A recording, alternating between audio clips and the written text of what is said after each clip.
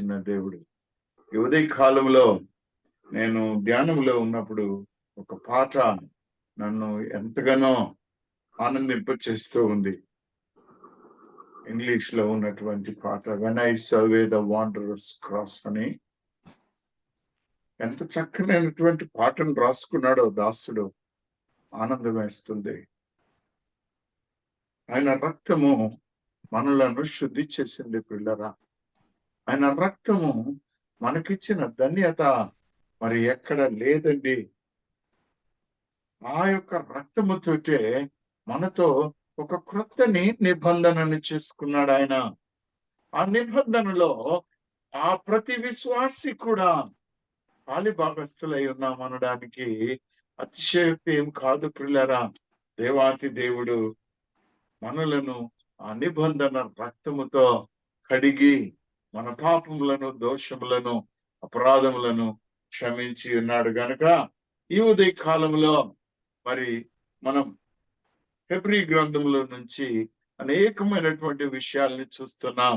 మీ రక్షణను మీరు పోగొట్టుకొనకుడి అనేటువంటి మాట, నిర్లక్ష్యం చేయకుడి అనేటువంటి మాట. నేడు మీరు ఆయన స్వరము విన్నట్లయితే మీరు మీ హృదయములను కఠినపరచుకొనకుడి అనేటువంటి మాట. ప్రియమైనటువంటి వారలారా, విశ్రాంతి మీ కొరకు ఎదురు చూస్తూ ఉంది. ఆ విశ్రాంతి నిక్కటముగా ఉంది. ఆ విశ్రాంతిలోనికి ప్రవేశించాలి అనేటువంటి మాట. ప్రియమైనటువంటి వారలారా, మిమ్మల్ని నేను ప్రదానము చేసి ఉన్నాను, మీరు తప్పిపోతారేమో అన్నటువంటి మాట మనము గత 3-4 వారాల నుండి ధ్యానం చేసుకుంటూ ఉన్నాం. ఈ దినము ప్రత్యేకముగా ఒక ఆశీర్వాదకరమైనటువంటి మాట మీద ధ్యానం చేసుకుందాం. గొప్ప ఆశీర్వాదమైనటువంటి మాట. హెబ్రీయులకు రాసినటువంటి పత్రిక 13వ అధ్యాయము 20-21వ వచనాన్ని చదవమని మనవి చేస్తున్నాను ప్రియులారా. హెబ్రీయులకు రాసిన పత్రిక 13వ అధ్యాయము 20-21వ వచనం. అవును తల్లి. గొర్రెలు గొప్ప కాపరి అయిన యేసు అను మన ప్రభువును నిత్యమైన నిబంధన సంబంధమగు రక్తమును బట్టి మృతులలో నుండి లేపిన సమాధానకర్తయగు దేవుడు యేసుక్రీస్తు ద్వారా తన దృష్టికి అనుకూలమైన దానిని మనలో జరిగించుతూ ప్రతి మంచి విషయములోను తన చిత్త ప్రకారము చేయుటకు మిమ్మల్ని సిద్ధపరచును గాక. యేసుక్రీస్తుకు యుగములకు మహిమ కలుగును గాక. ఆమేన్. ప్రియమైనటువంటి వారలారా, ఈ ఒక్క వాక్యములో మీరు క్షుణ్ణంగా గమనించినట్లయితే సమాధానకర్తయగు దేవుడు మొట్టమొదటి ఎవరండి? సమాధానకర్తయగు దేవుడు, మన తండ్రి అయిన దేవుడు సమాధానకర్త. చక్కనైనటువంటి మాట, సమాధానకర్తయగు దేవుడు. రెండవది యేసుక్రీస్తు ద్వారా. ఎవరి ద్వారా? కుమారుడైన యేసుక్రీస్తు ప్రభువుని గురించి మాట్లాడుతూ ఉన్నాడు. తన దృష్టికి అనుకూలమైన దానిని మనలో జరిగించుచు ప్రతి మంచి విషయములో తన చిత్త ప్రకారము చేయుటకు మిమ్మలను సిద్ధపరచునుగాక. ఎవరు మనల్ని సిద్ధపరిచేది?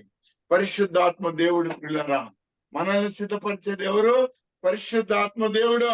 ఈ పరిశుద్ధాత్మ దేవుడు అంటే తండ్రి ఉన్నాడు, కుమారుడు ఉన్నాడు, పరిశుద్ధాత్మ దేవుడు ఉన్నాడు.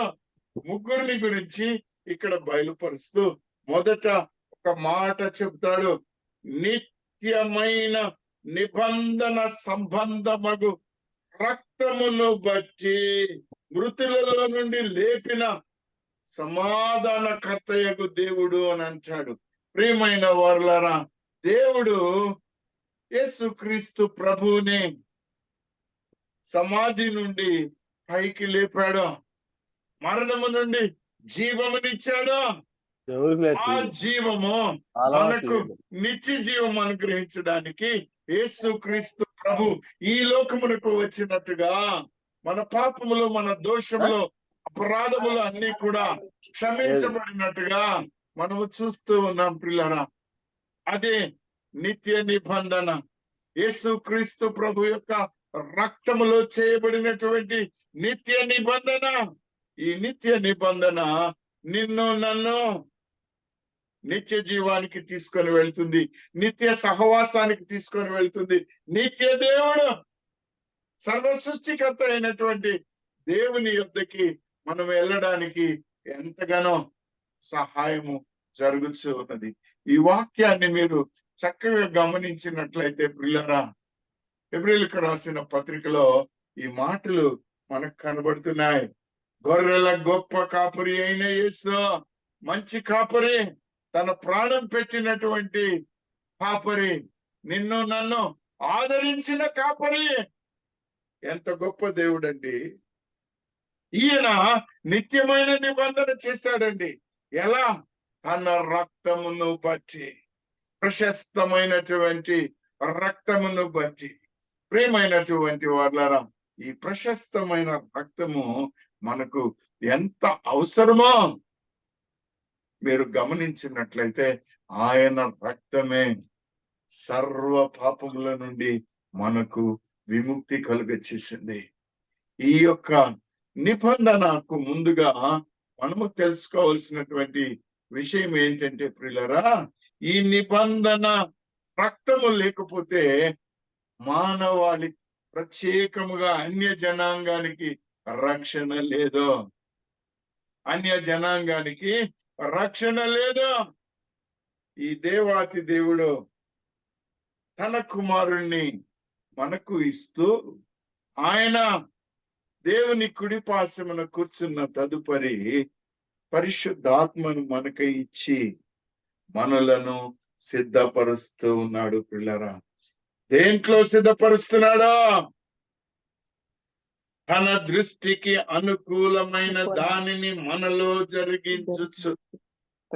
తన దృష్టికి అనుకూలమైన దానిని మనలో జరిగించు, ప్రతి మంచి విషయములోను తన చిత్త ప్రకారము చేయుటకు మనలను మమ్మును సిద్ధపరచునుగాక, మిమ్మును సిద్ధపరచునుగాక, క్షమించాలి, మిమ్మును సిద్ధపరచునుగాక. ఆ సిద్ధపాటు ఎవరు మనకు దయచేసేది? పరిశుద్ధాత్మ దేవుడు. ఎవరి ద్వారా? యేసు క్రీస్తు ప్రభు యొక్క రక్తము ద్వారా ప్రియులారా. కాబట్టి ఇది ఇట్స్ ఎ బెనెడిక్షన్, ఒక ఆశీర్వాదము మనందరికీ కూడా. హెబ్రీయులకు రాసిన పత్రికలో 13వ అధ్యాయంలో 21వ వచనం, 20వ వచనము, 21వ వచనము కలిపి ఉంటాయి ప్రియులారా. ఇంగ్లీష్ లో చదివినట్లయితే ద పీస్ ఆఫ్ గాడ్ అని అంటారు. సమాధానము మనకు అనుగ్రహించబడినట్లుగా మనము చూస్తాం ప్రియులారా. గొప్ప దేవుడు, నిన్ను నన్ను ప్రేమించిన దేవుడు చేయుచున్న ఒక గొప్ప క్రియ ఇక్కడ మనకు కనబడుతుంది ప్రియులారా.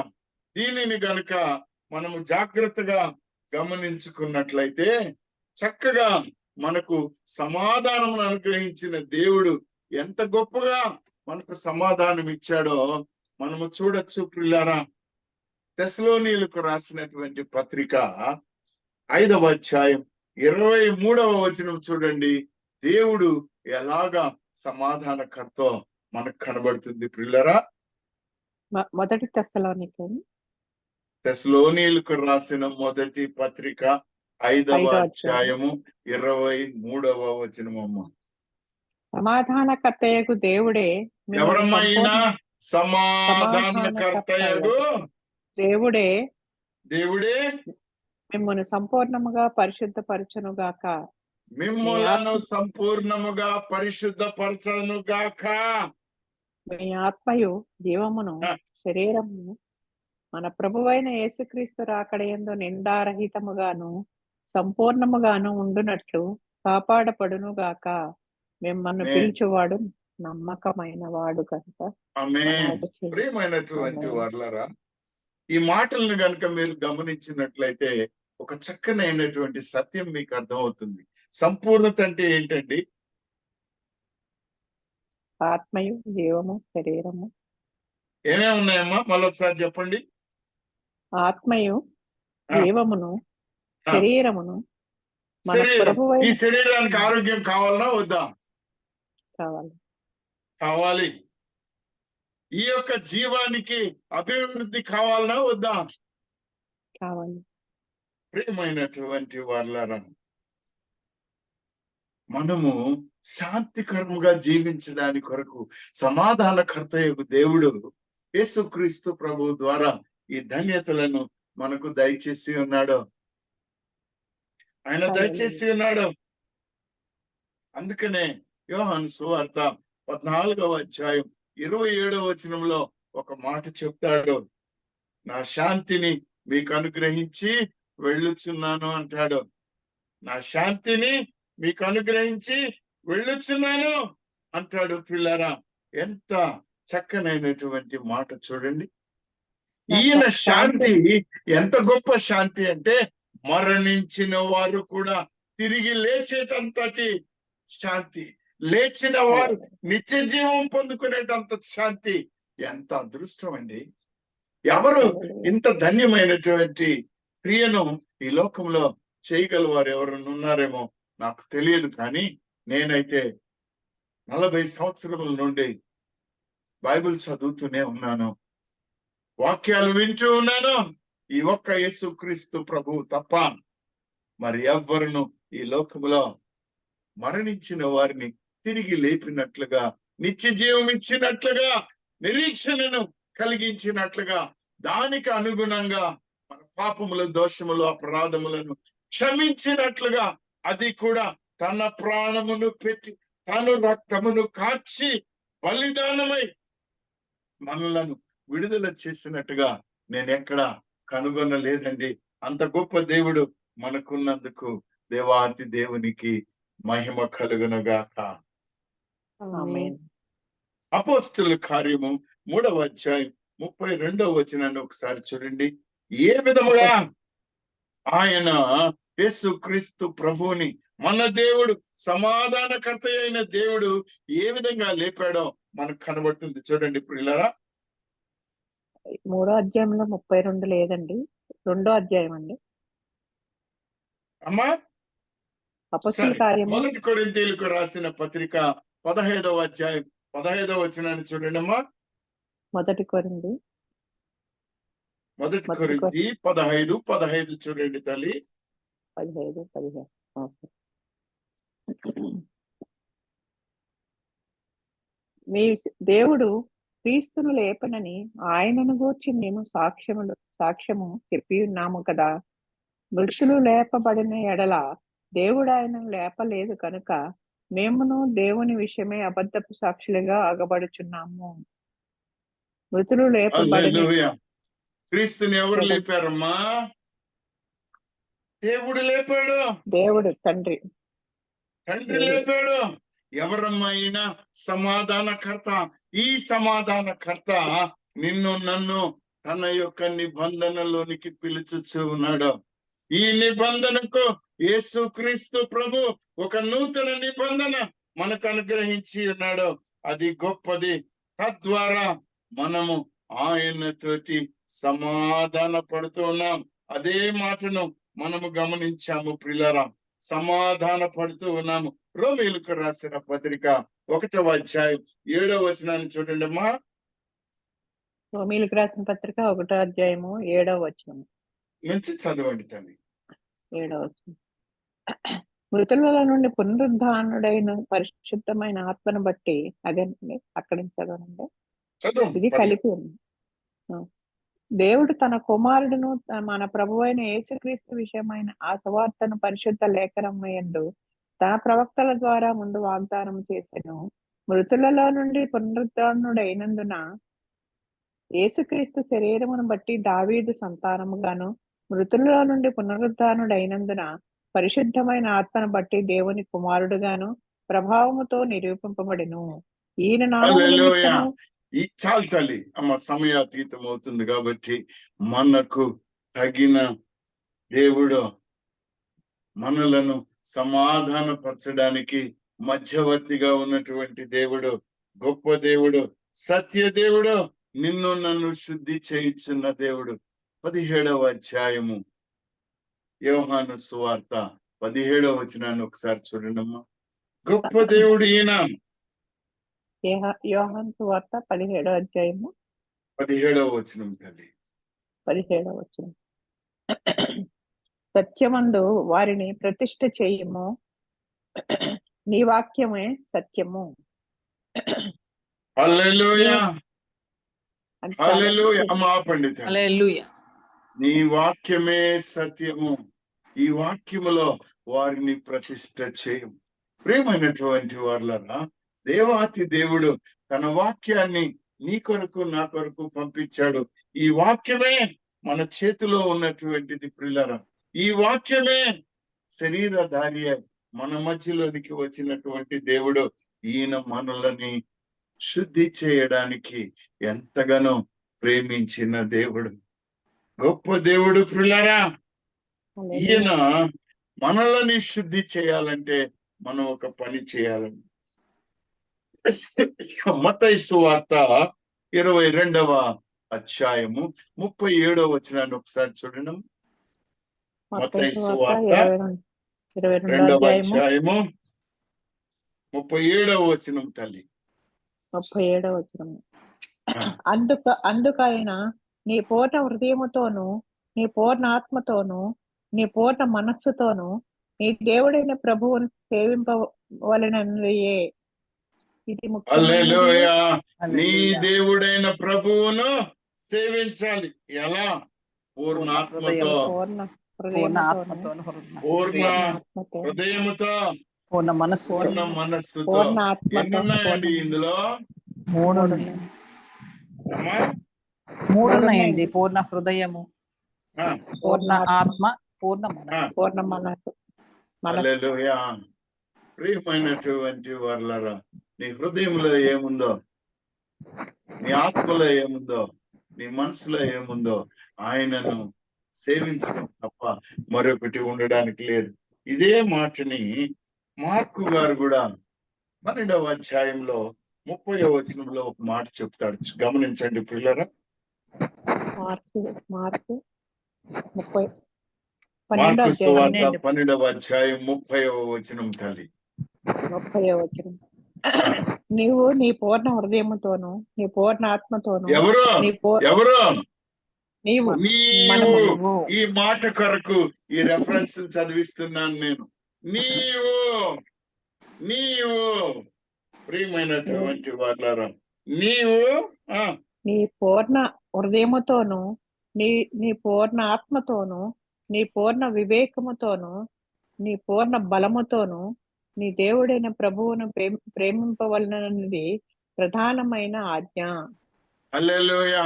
ఇది ఒక ఆజ్ఞగా. నీకున్న బలము, నీకున్న శక్తి సర్వము నీకివ్వబడిన ఆజ్ఞతో ఆ తండ్రి అయిన దేవుని, సమాధానకర్త అయిన దేవుని, తన కుమారుని అనుగ్రహించిన దేవాతి దేవుని నీవు ప్రేమించాలి ప్రియులరా. ఇదే మనకు అపోస్తలుల కార్యములో ఒక మాట ఉందండి. 20వ అధ్యాయములో 9-10 వచనాలను చూడండి ఒక్కసారి. అపోస్తలుల కార్యము 20వ అధ్యాయము 9-10 అండి. అప్పుడు మేము కూడి ఉన్న మేడగదిలో అనేక దీపములుండెను. అప్పుడు ఐతుక్కు అనునొక యవనస్తుడు కిటికీలోను కూర్చుండి గాఢ నిద్రపోయి, పౌలు చాలాసేపు ప్రసంగించుచుండగా నిద్రాభారము వలన జోగి 3వ అంతస్తు నుండి కింద పడి చనిపోయిన వాడై ఎత్తబడిను. చదవనండి. ఏమైపోయాడమ్మాయన? చనిపోయినవాడే. ఏం జరిగింది? ఆయన పాపం వాక్యం వింటూ ఉన్నాడు. వాక్యం వింటూ కింద పడిపోయాడు. చచ్చిపోయాడా? చనిపోయాడు. ప్రేమైనటువంటి వారులారా, ఎందుకు ఈ మాటను నేను మరలా మీతో చెప్తున్నానంటే, మన దేవుడు సమాధానకర్త అయిన దేవుడు, మనతో నిబంధన చేసుకున్న దేవుడు, చనిపోయిన వారిని కూడా బ్రతికించే దేవుడండి. గొప్ప దేవుడండి. మనకున్నటువంటి దేవుడు గొప్ప దేవుడండి. ఎంత అదృష్టం పిల్లరా. 12వ వచనాన్ని చూడండమ్మా. అంతటా పౌలు క్రిందకి వెళ్లి అతని మీద పడి కౌగిలించుకొని మీరు తొందరపడకుడి, అతని ప్రాణం అతనిలో ఉన్నదని వారితో హల్లెలూయా. చెప్పెను. అతని ప్రాణము అతనిలో ఉన్నది. హల్లెలూయా. ఎలా వచ్చింది ఇది? సమాధానకర్త అయిన దేవాతి దేవుడు నీకు నాకు ఇచ్చిన బలము, ఈ బలమును ఆయనను ప్రేమించడానికి వాడాలి తప్ప మరొక దానికి కాదు. నేను ఒక్క క్షణం వాక్యంలో నుంచి ప్రక్కకు వచ్చి చెప్పాలి. నిన్నటి దినమున నేను మరి డాక్టర్ ఎంఎం రావు గారు, సహోదరుడు జీవన్ గారు, వారి కుటుంబ సభ్యులతోటి సుందర్రావు గారి దగ్గర కూర్చొని ఉన్నప్పుడు అక్కడికి కొందరు బైబిళ్ళను పెడుతూ ప్రార్థన చేయడానికి చక్కగా గిడియోన్ సంస్థ నుంచి కొందరు వచ్చారు. అక్కడికి వచ్చి ఒక ఆయన అడిగాడు, అయ్యా నేను మీ కొరకు ప్రార్థన చేస్తాను, బైబిల్ ఇస్తున్నానని ఇచ్చి ఆయన ప్రార్థన చేస్తుంటే ఆయనకి వాక్యం చెప్పడానికి ప్రయత్నం చేస్తున్నాడు. ఎవరు బ్రదర్ గారు. ఎవరు మన బ్రదర్ సుందరా బ్రదర్. సరే, అది ఇది మాట్లాడుకొని వారిని పంపించేశాము. వాళ్ళు వెళ్ళారు. ప్రార్థన చేసినందుకు కృతజ్ఞతాస్తుతులు చెల్లించాం. తదుపరి నాతోటి జీవన్ తోటి ఆయన కుమారుడితోటి ఎంఎం రావు గారితోటి దాదాపుగా 10 నిమిషాలు, మాకు అర్థమవుతుందా లేదా అనేది కాదు కానీ ఆయనకు వచ్చిన భాషలో వాక్యాన్ని ప్రకటిస్తూ మాకు అర్థమైంది ఒకటే, యేసుక్రీస్తు ప్రభువు అక్కడ తప్ప ఇంకొకటి లేదు, ఆయన నమ్ముకోండి మీ జీవితం బాగుపడుతుందని. అంటే మరణ శయ్యలో మంచం మీద పరున్నప్పుడు కూడా ఆయన దృష్టి ఆయనను ప్రేమిస్తుంది, ఆయన యందు విశ్వాసం ఉన్నది. ఆ విశ్వాసము మన నాయకుడు మనకు నేర్పించినప్పుడు మనలో లేకుండా పోతే మనము ఆ మాటను విన్నట్ట విడిచిపెడుతున్నట్ట. పిల్లరా, వినాలి.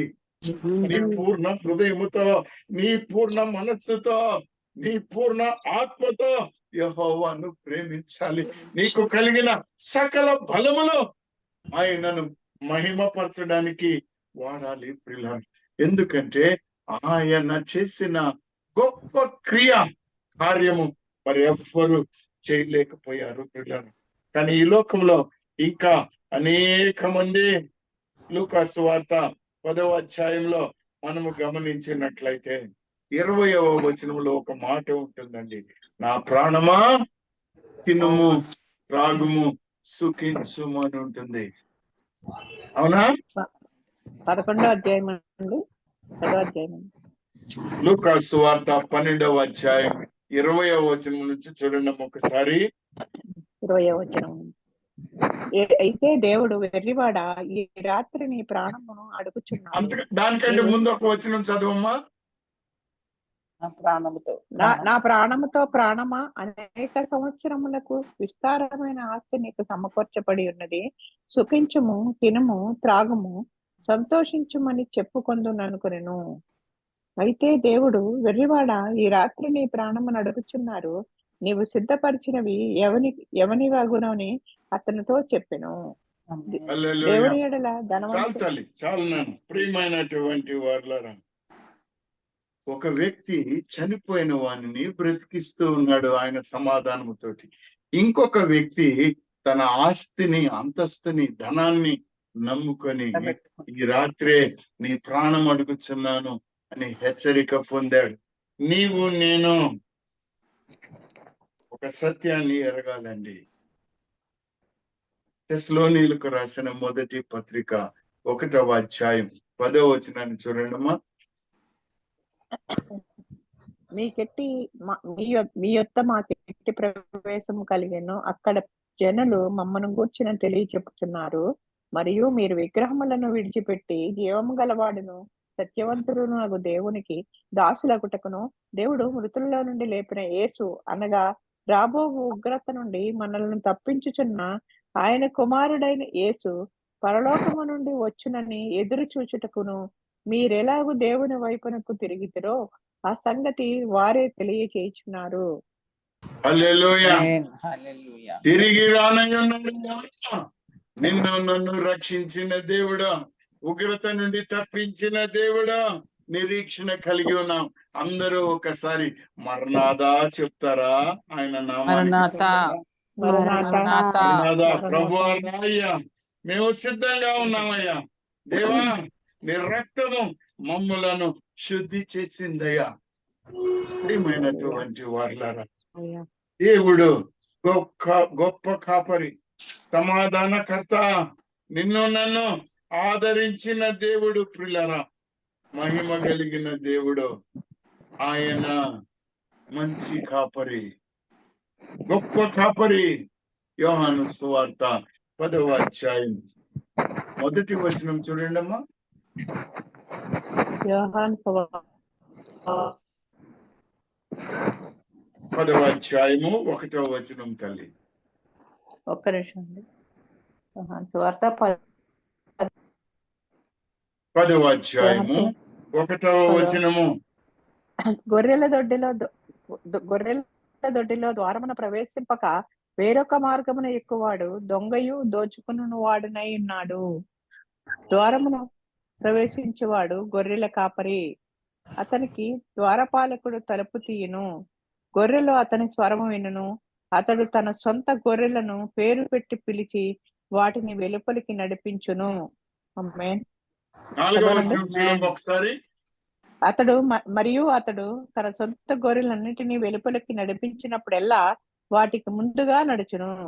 గొర్రెలు అతని స్వరం ఎరుగును గనుక అవి అతనికి అతన్ని వెంబడించును. హల్లెలూయా. నీవు ఆయన గొర్రెవే కదా, ఆయన మందలో ఉన్న దానివే కదా.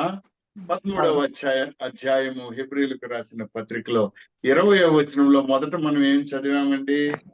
గొర్రెల గొప్ప కాపరి అయిన యేసు అను మన ప్రభువునకు నిత్యమైన నిబంధన సంబంధమగు రక్తమును బట్టి. ప్రియమైనటువంటి వారులారా, ఆయన నిన్ను నన్ను ఎంతగా ప్రేమించాడో ఇక్కడ కనబడుతుందండి. ఆయన ప్రేమ నిన్ను నన్ను మన పాపముల నుండి, దోషముల నుండి, అపరాధముల నుండి శుద్ధి చేసిందండి.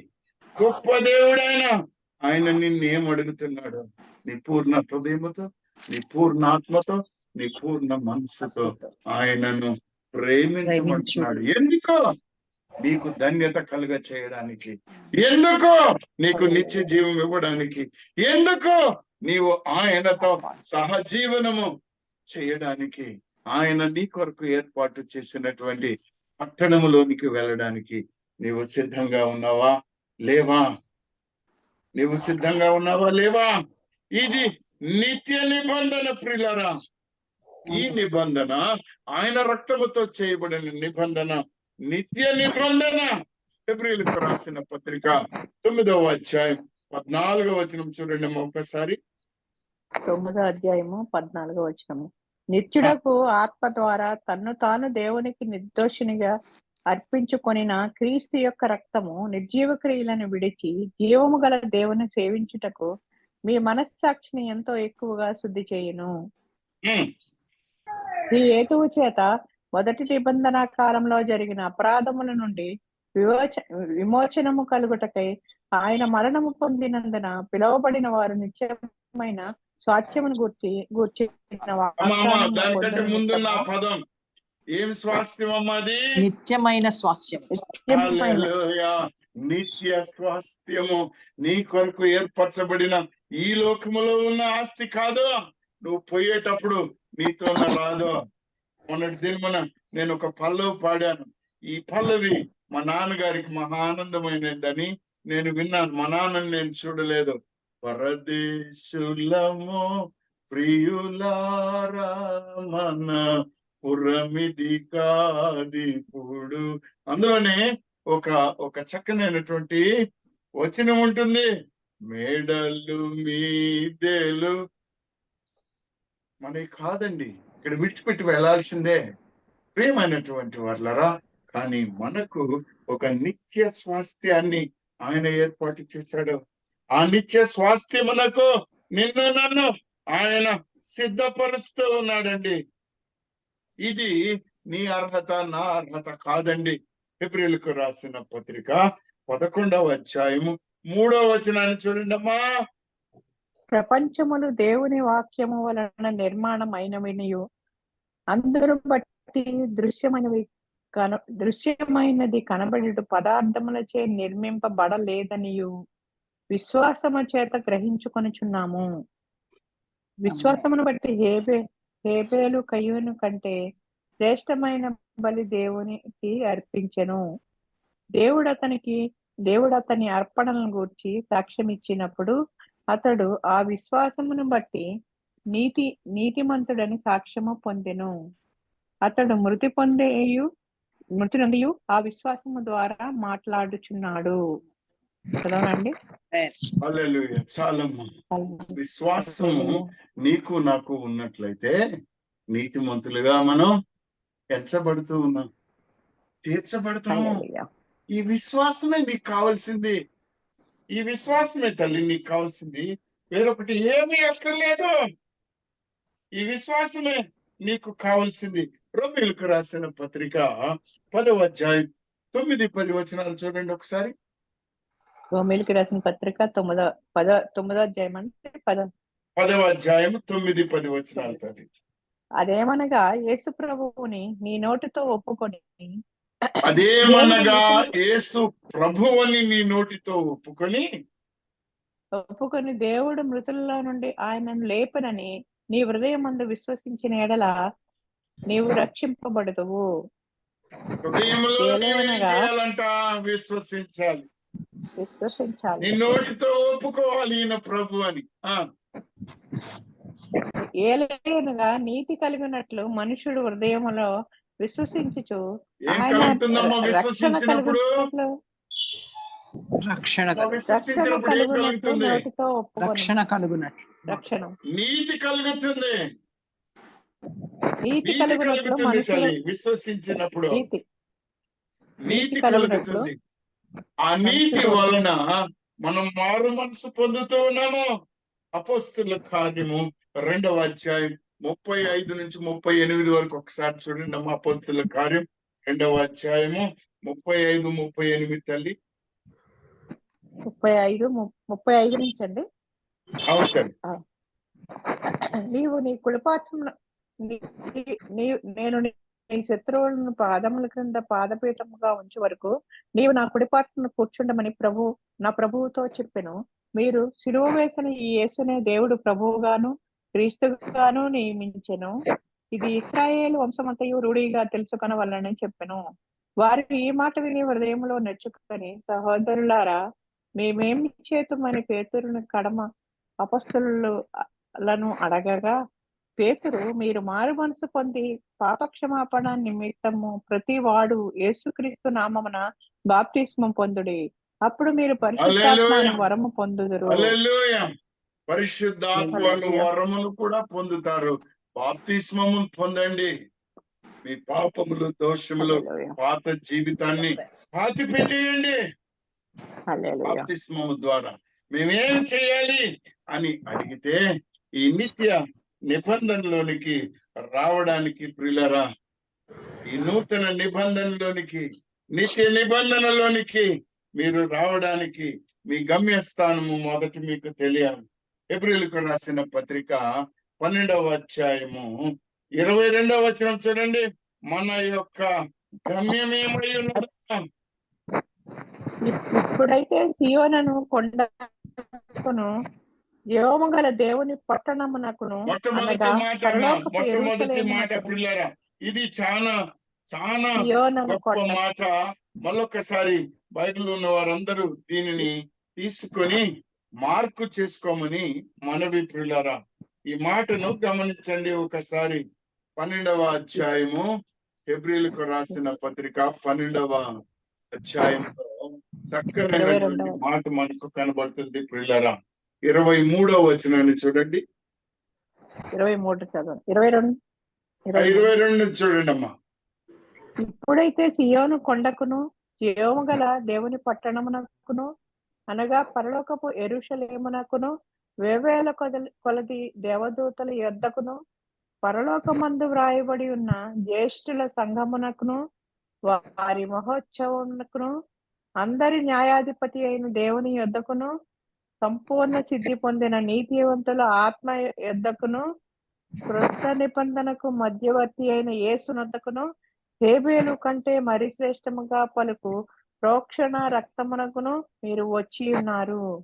ఆమేన్. హల్లెలూయా. హల్లెలూయా.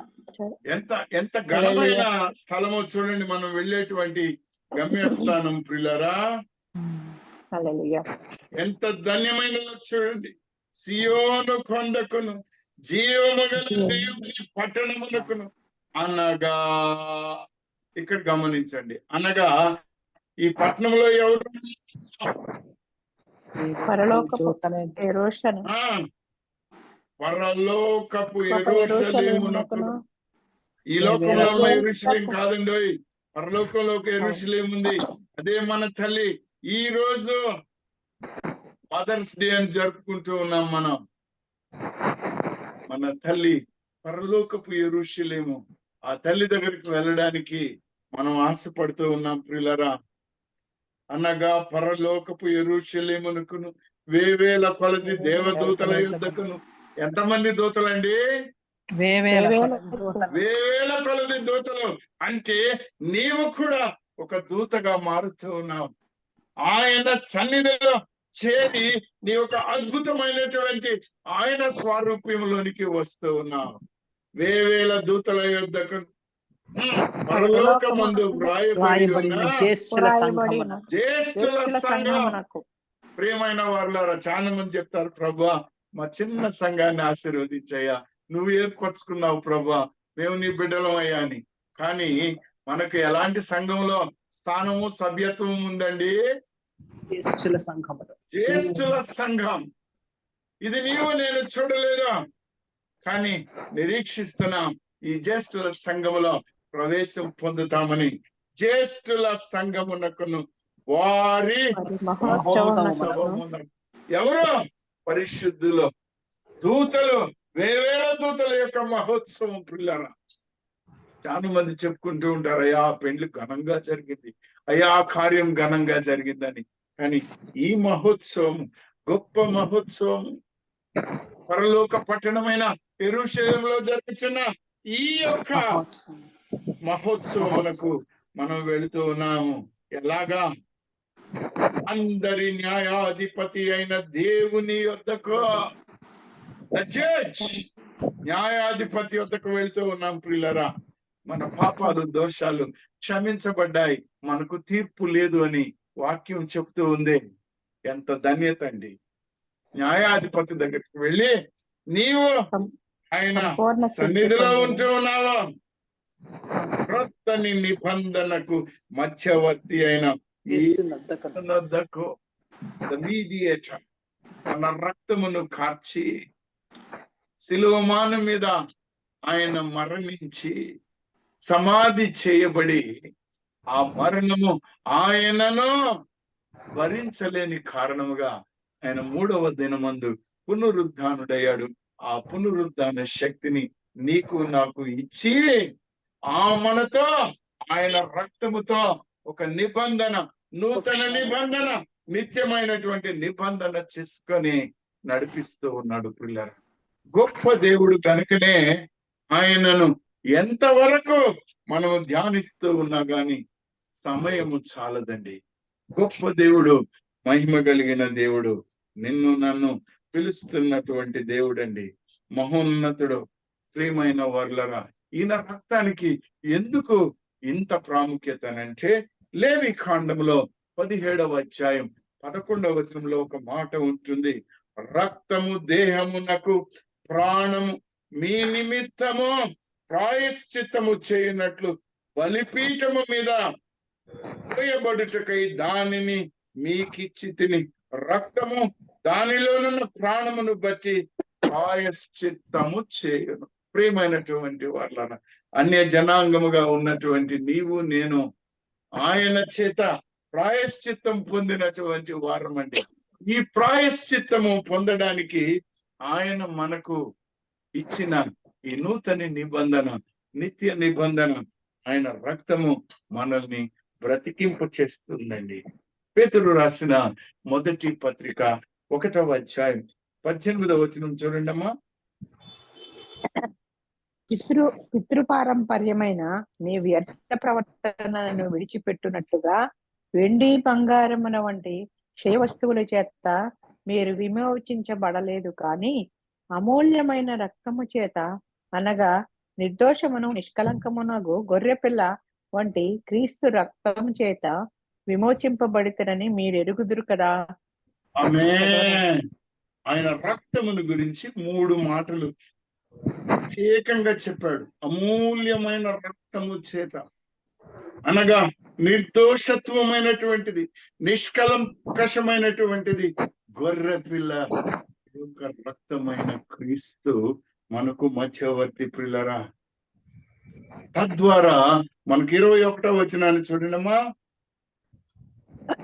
మీరు క్షయ బీజము నుండి కాక శాశ్వతమగు జీవము గల దేవుని వాక్యము మూలముగా అక్షయ బీజము నుండి పుట్టిన వారు గనుక నిష్కపటమైన సహోదర ప్రేమ కలుగునట్లు మీరు సత్యమునకు విధేయులౌట చేత మీ మనస్సులను పవిత్రపరుచుకొని కొనిన వారయుండి ఒకనినొకడు హృదయపూర్వకముగాను నికటముగాను ప్రేమించుడు. ప్రేమైన వాళ్ళరా, ఈ యొక్క ప్రేమ యేసుక్రీస్తు ప్రభు తాను స్వయంగా మన కొరకు వచ్చి దయచేశాడండి. ఈయనని ఎవరు చంపలేదు. చాలా మంది అన్నట్లుగా ఏమంటారంటే, మీ యేసుక్రీస్తు ప్రభు దేవుడైతే ఆయన ఎందుకు చచ్చిపోయాడు, ఆయన ఎందుకు చంపేశారండి, వాళ్ళని ఎందుకు ఆయన ఎదిరించలేదండి. ఆయన సమాధానకర్త, ఆయన సమాధానకర్త.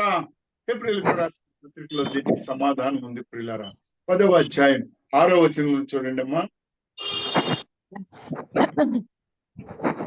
బలి అర్పణయు నీవు కోరలేదు, కానీ నాకు ఒక శరీరం అమర్చితివి. పూర్ణ హోమములను పాప పరిహారార్థ బలులను నీకు ఇష్టమైనవి కావు. అప్పుడు నేను గ్రంథపు చుట్టలో నన్ను గూర్చి వ్రాయబడిన ప్రకారము, దేవా నీ చిత్తము నెరవేర్చుటకు ఇదిగో నేను వచ్చి ఉన్నానంటిని. బలులు అర్పణలు దేవా చాలు తల్లి. దేవా ఇదిగో నీ చిత్తము నెరవేర్చుటకు నేను వచ్చి ఉన్నానంటిని. ప్రియమైనటువంటి వారులారా, విశ్వాసముల గురించి మనం మాట్లాడుకుంటూ ఒక మాట అన్నా. యోహాను సువార్త 6వ అధ్యాయం 48వ వచనంలో చూసినట్లయితే, విశ్వసించు వాడే నిత్య జీవము గలవాడు, జీవాహారమును నేనే అన్నాడు ప్రియులారా. ప్రభు మనకు జీవాహారముగా తన శరీరాన్ని ఇచ్చాడు. జీవాహారముగా ఆయన మనతో ఉన్నాడండి. కాబట్టి ఆయన వెలుగులో ఉన్న ప్రకారముగా మనము కూడా వెలుగులో నడవాలి. మనము అన్యోన్య సహవాసము గలవారమై ఉండాలి అని అంటే, ఆయన కుమారుడైన యేసు రక్తము ప్రతి పాపము నుండి మనలను పవిత్రులుగా చేయునని విశ్వసించి ఆయనకు క్షమాపణ కోరుకోవాలండి. మనం ఆయన క్షమాపణ కోరుకోవాలండి. ప్రియమైనటువంటి వారులారా, 4 సువార్తల్లో కూడా ఆయన రక్తము ఏ విధముగా మన కొరకు, మన పాపముల కొరకు చిందింపబడిందో మీరు చూడవచ్చు. మత్తయి సువార్త 26వ అధ్యాయం 28వ వచనంలో ఈ మాట చెప్తాడు, ఇది నా రక్తము, అనగా పాప క్షమాపణ నిమిత్తము అనేకుల కొరకు చిందింపబడుచున్న నిబంధన రక్తము.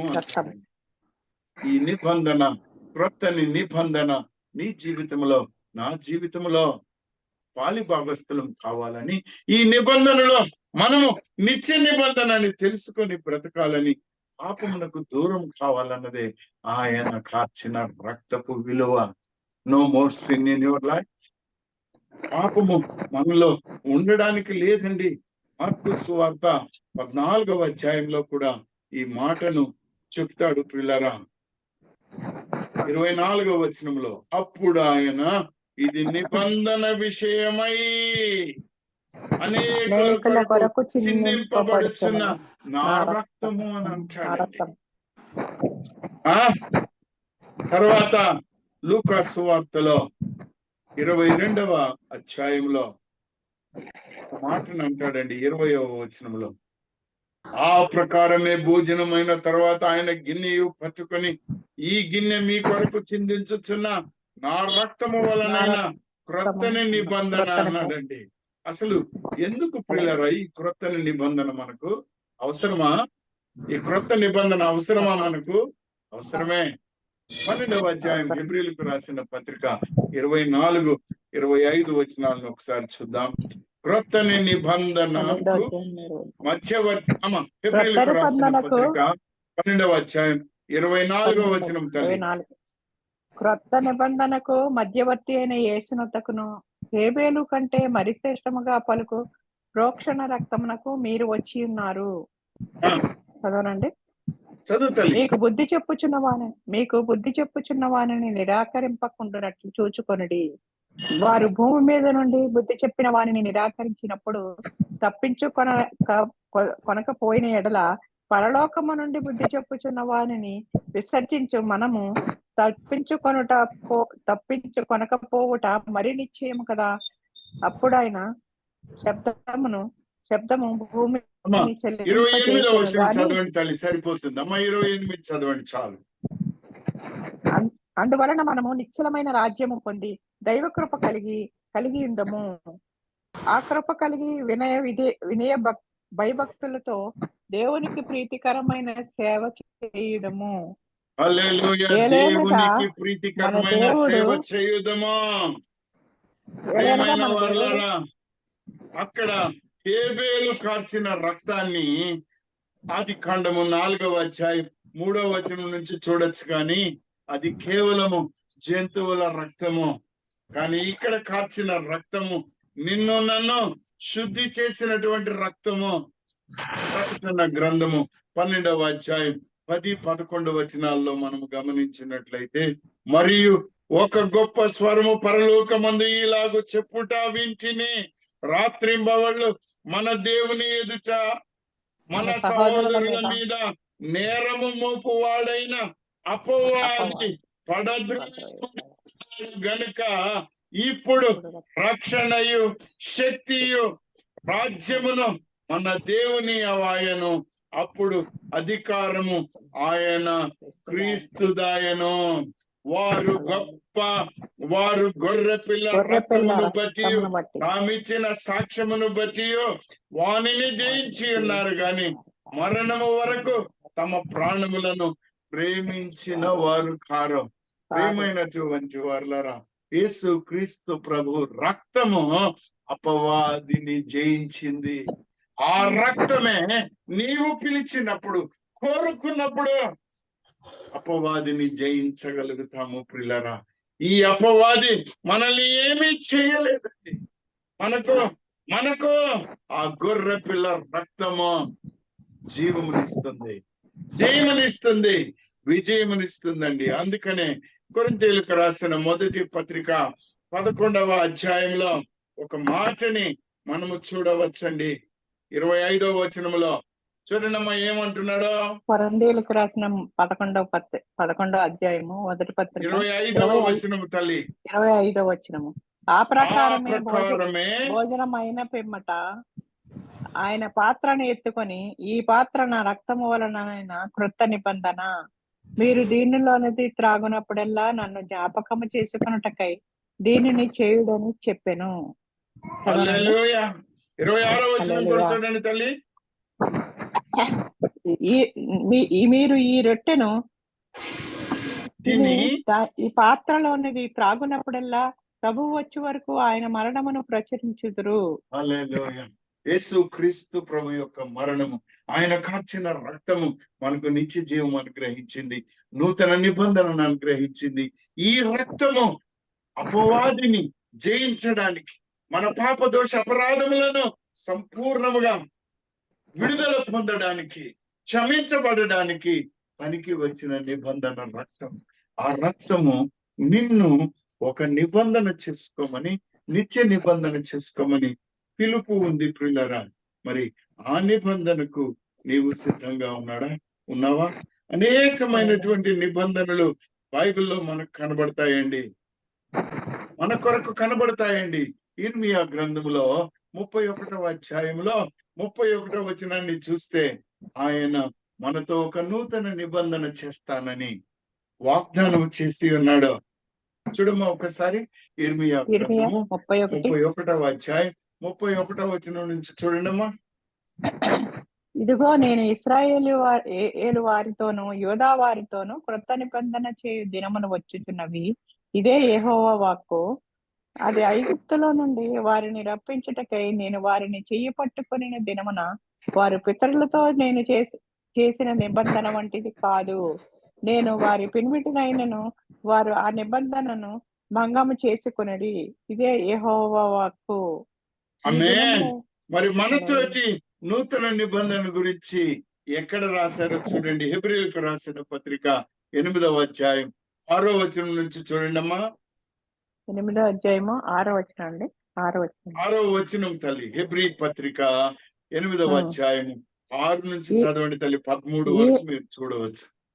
ఈయన అయితే ఇప్పుడు మరి ఎక్కువైన వాగ్దానములను బట్టి నియమింపబడిన మరి ఎక్కువైన నిబంధనకు మధ్యవర్తి అయి ఉన్నాడు కనుక మరి శ్రేష్టమైన సేవకత్వము పొంది ఉన్నాడు. ఏలయనగా ఆ మొదటి నిబంధన లోపము లేనిదైతే రెండవ దానికి అవకాశం ఉండనేరదు. అయితే ఆయన ఆపేక్షించి వారితో ఇలాగూ చెప్పుచున్నాడు. ప్రభువు ఇట్లనెను, ఇదిగో ఒక కాలము వచ్చుచున్నది, అప్పటిలో ఇశ్రాయేలు ఇంటి వారితోనూ యూదా ఇంటి వారితోనూ నేను క్రొత్త నిబంధన చేయుదును. అది నేను ఐగుప్తు దేశములో నుండి వీరి పితరులను వెలుపలికి రప్పించుటకై వారిని చెయ్యి పట్టుకొనిన దినమున వారితో నేను చేసిన నిబంధన వంటిది కాదు. ఏమనగా హల్లెలూయా. చాలు తల్లి, సమయాతీతం అవుతుంది కాబట్టి దావీదు ఒక ప్రార్థన చేస్తాడు. ఈ నిబంధనలో ఉండడానికి కొరకు ఆయన ఒక ప్రార్థన చేస్తాడండి. 51వ దావీదు కీర్తన 10వ వచనం చూడమ్మా ఒకసారి. 51వ దావీదు కీర్తన 10వ వచనం తల్లి. 10వ వచనం. దేవా నా యందు శుద్ధ హృదయము కలగజేయము. దేవా నా యందు శుద్ధ హృదయమును కలగజేయము. ఎలా వస్తుందండి శుద్ధ హృదయం? ఆయన కార్చిన అమూల్యమైన రక్తముతోటే కడగబడగలుగుతాము. దాంతోటే కడగబడతాం ప్రియులారా. వేరొక మార్గము లేదు మనకు. ఆయన రక్తమే. చదవండి మా. దేవా నా యందు శుద్ధ హృదయము కలగజేయము, నా అంతరంగములో స్థిరమైన మనస్సును నూతనముగా పుట్టించుము. నీ సన్నిధిలో నుండి నన్ను త్రోసివేయకము, నీ పరిశుద్ధాత్మను నా యుద్ధ నుండి తీసివేయకము. చాలు తల్లి, చాలు నాన్న. నీ పరిశుద్ధ ఆత్మను నా యుద్ధ నుండి తీసివేయకము. ఎంత చక్కనైనటువంటి మాట ప్రియులారా, ఎంత చక్కనైనటువంటి మాట. దేవాతి దేవుడు నిన్ను నన్ను పిలిచి తన యొక్క పాత నిబంధనను తీసివేసి క్రొత్తదైన నిబంధనను మనకిచ్చి ఉన్నాడు ఆయన. మత్తయి సువార్త 5వ అధ్యాయం 17వ వచనంలో చూడండి. మత్తయి సువార్త 5వ అధ్యాయం 17వ వచనం. 17వ వచనం.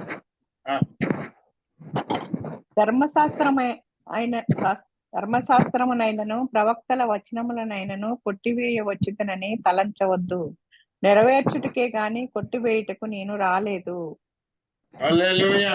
ప్రియమైనటువంటి వారులారా, ఈయన ఈ లోకానికి వచ్చింది కొట్టివేయడానికి కాదు, వాటిని నెరవేర్చాడు.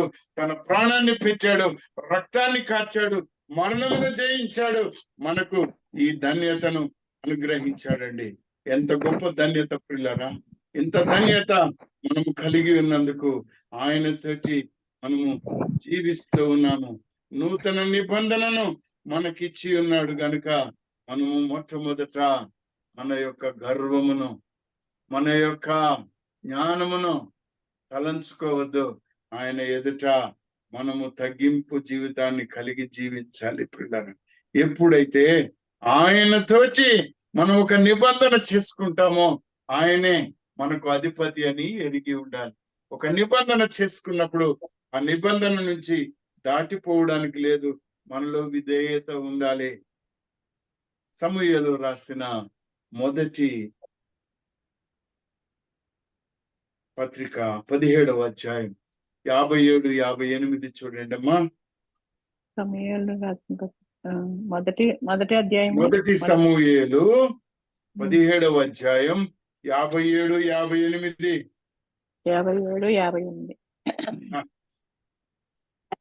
దావీదు ఫిలిస్తీయుని చంపి తిరిగి వచ్చినప్పుడు అబ్నేరు అతన్ని పిలుచుకొని పోయి ఫిలిస్తీయుని తల చేతనుండగా అతన్ని సౌలు దగ్గరకు తోడుకొని వచ్చాను. సౌలు అతన్ని చూచి, తిన్నవాడా, నీవెవరి కుమారుడు అని అడగగా దావీదు, నేను బెత్లెహేమీయుడైన యెషయ్యను నీ దాసుని కుమారుడునని ప్రత్యుత్తరం ఇచ్చాను. నీ దాసుడను, నీ దాసుని కుమారుడు, మా తండ్రి నీ దాసుడైతే నేను కూడా నీ దాసుడినయ్యా అన్నాడు. ఈయన గెలిచాడు, విజయాన్ని పొందాడు, కానీ తన్ను తాను తగ్గించుకున్నాడు. నీ దాసుడిని అన్నాడు. ప్రియులారా, నీ దాసుడిని అన్నాడండి. ఆయన గొప్ప ధన్యత మనకు నేర్పిస్తూ ఉన్నాడు. ప్రియులారా, ఆయన మనతో చేసిన నిబంధన ఒకటే, మనము జాగ్రత్తగా ఉండాలి, ఎల్లప్పుడూ ఆయనతో జీవించాలి. ప్రియమైనటువంటి వారలారా, ఈ గొర్రె పిల్ల యొక్క రక్తము మనలో సాక్ష్యంగా ఉండాలి. సమాధానమైనటువంటి ఈ యొక్క రక్తము మనలో సమాధానాన్ని తేవాలి, కానీ గొడవలు తీసుకురాకూడదు పిల్లలు. ఎందుకంటే దేవుడు మనకు స్వస్థతనిస్తున్నాడు తన రక్తము ద్వారా. యెషయా గ్రంథంలో 53వ అధ్యాయంలో 5వ వచనంలో ఈ మాటని మీరు చదవవచ్చు పిల్లలు. మనకు శాంతి సమాధానములు కూడా కలుగుతాయి అని రోమీయులకు రాసిన పత్రిక 5వ అధ్యాయంలో మొదటి 2 వచనాల్లో చెప్తాడండి. కాబట్టి విశ్వాస మూలమున మనం నీతిమంతులముగా తీర్చబడి మన ప్రభు అయిన యేసుక్రీస్తు ద్వారా దేవునితో సమాధానము కలిగి ఉందము. ప్రియమైనటువంటి వాళ్ళ, గొప్ప దేవుడు, మనతో ఉన్న దేవుడండి. ఈయన నిన్ను నన్ను పిలుస్తూ ఉన్నాడు. హెబ్రీయులకు రాసిన పత్రిక 10వ అధ్యాయం 19 నుంచి ఒక మాటను చదువుకుందామమ్మా. సహోదరులారా, యేసు మన కొరకు ప్రతిష్ఠించిన మార్గమున, అనగా నూతనమైనదియు జీవము గలదియు ఆయన శరీరము అను తెర ద్వారా ఏర్పరచబడినదియునైన మార్గమున ఆయన రక్తము వలన పరిశుద్ధ స్థలమునందు ప్రవేశించుటకు మనకు ధైర్యము కలిగి ఉన్నది. కనుకను దేవుని ఇంటిపైన మనకు గొప్ప యాజకుడున్నాడు. కనుకను మనస్సాక్షికి కల్మషము తోచకుండునట్లు ప్రోక్షింపబడిన హృదయములు కలవారమును నిర్మలమైన ఉదకంతో స్నానము చేసిన శరీరముల కలవారమునై ఉండి విశ్వాస విషయములో సంపూర్ణ నిశ్చయత కలిగి యథార్థమైన హృదయముతో మనము దేవుని సన్నిధానమునకు చేరుదము. వాగ్దానము చేసిన వాడు నమ్మదగిన వాడు కనుక మన నిరీక్షణ విషయమై మనం ఒప్పుకొనినది నిశ్చలముగా పట్టుకుందాము. చాలు. గొప్ప మాట. సహోదరులారా అంటే సహోదరులు కూడా ఉన్నారు ఇక్కడ. యేసు మన కొరకు ప్రతిష్ఠించిన మార్గం నీతి మార్గం, పాపరహితమైనటువంటి మార్గం. మనలోని పాపాలు, పాత జీవితము బాప్తిస్మము పొందినప్పుడు పూడ్చివేయబడినాయి.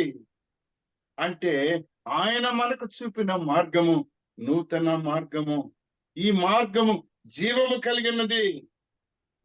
ఆయన మన కొరకు ఏర్పరచబడినటువంటి ఈ మార్గము ఆయన రక్తము వలన పరిశుద్ధ స్థలమునందు ప్రవేశించుటకు మనకు ధైర్యము కలిగి ఉన్నది. దేవుని ఇంటి పైన మనకు ఒక గొప్ప ప్రధాన యాజకుడు ఉన్నాడు. ఆయనే యేసుక్రీస్తు ప్రభు. నీ కొరకు నా కొరకు విజ్ఞాపన చేయుచున్నవాడు, మన కొరకై విజ్ఞాపన చేయుచున్నవాడు, నమ్మదగిన వాడు గనక మన నిరీక్షణ విషయమై మనం ఒప్పుకొని దాన్ని గట్టిగా పట్టుకోవాలి, కొనసాగించాలి. ప్రియమైనటువంటి వాళ్ళ, యేసు రక్తము మనకు నూతన నిబంధనని తీసుకొని వచ్చింది. ఈ నూతన నిబంధన నిన్ను నన్ను పాపముల నుండి సంపూర్ణముగా శుద్ధి చేసింది. కనుక మన పూర్ణాత్మతో, పూర్ణ మనస్సుతో, పూర్ణ హృదయముతో ఆయనను మహిమపరచాలి, ఆయనను ప్రేమించాలి, ఆయనను సేవించాలి. ఇదే నూతన నిబంధన. ఇది ఆయన రాకడ వరకు, నీ నిరీక్షణ నెరవేరు వరకు నీవు కొనసాగించాలి. ఇట్టి ధన్యమైన జీవితాన్ని దేవాతి దేవుడు మనందరికీ యేసుక్రీస్తు ప్రభు నామమున దయచేయునుగాక. ఆమేన్. ఆమేన్. ఆమేన్. పరిశుద్ధాత్మ హల్లెలూయా. దేవుడు మన నిరీక్షణను నెరవేర్చి మహిమ తెచ్చుకొనును గాక. ఆమేన్. ఆమేన్. ఆమేన్. ఆమేన్. ఆమేన్. ప్రార్థన చేసుకుందాం. మహోన్నతుడు అయిన దేవ, సర్వశక్తి